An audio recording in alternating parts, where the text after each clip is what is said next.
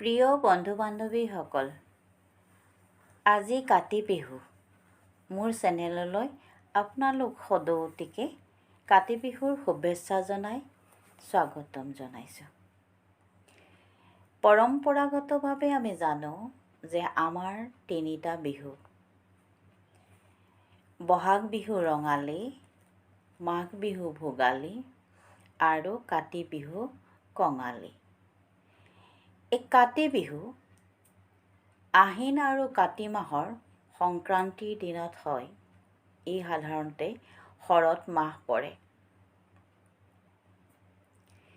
আমি জানো বিহুক আমি কৃষিভিত্তিক উৎসৱ বুলি পালন কৰোঁ। আমাৰ তিনিওটা বিহুৱেই কৃষিৰ লগত ওতঃপ্ৰোতভাৱে জড়িত।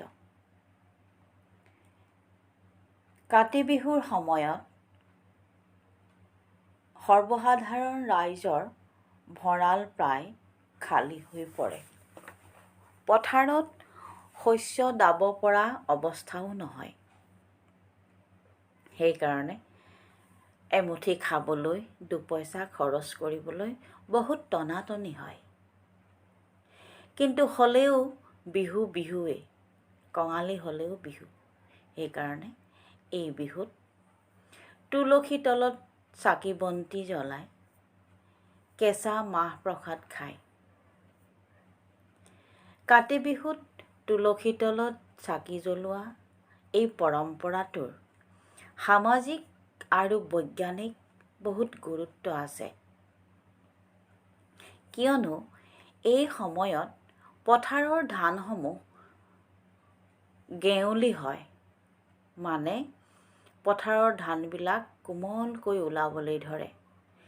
ঠিক এইটো সময়তেই বিভিন্ন পোক পতংগও বহুত বৃদ্ধি পায়, যিবিলাক পোক পতংগই আমাৰ ধাননি ডৰা, ধানৰ কোমল থোৰবিলাক খাই নষ্ট কৰিলে আমাৰ গোটেই বছৰটোৰ ভাতকেইটাই শেষ হৈ যাব।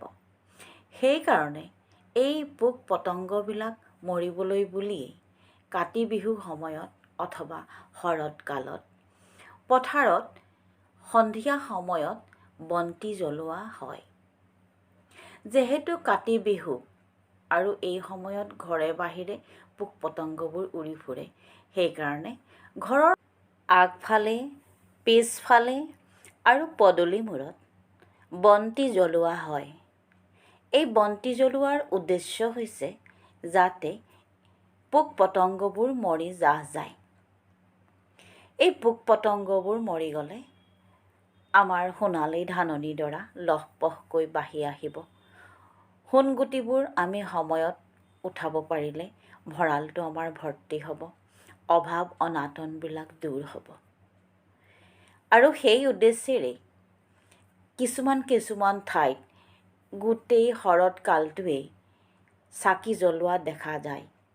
আৰু এই শৰতৰ সময়তেই লক্ষী পূজাটো ঘৰে বাহিৰে চাকি জ্বলায়, কাতি বিহুটো ঘৰে বাহিৰে চাকি জ্বলায়। ঠিক কাতি বিহুৰ পিছতেই যি কালী পূজা হয়, সেই কালী পূজাটো ঘৰে বাহিৰে চাকি জ্বলোৱা দেখা যায়। উদ্দেশ্য মাত্ৰ এটাই, পোক পতংগবোৰ যাতে মৰি শেষ হয়, সোণগুটিৰ সোণালী ধাননি ডৰা যাতে নষ্ট নহয়। আহক আমিও সকলোৱে এগছিকৈ চাকি জ্বলাওঁ।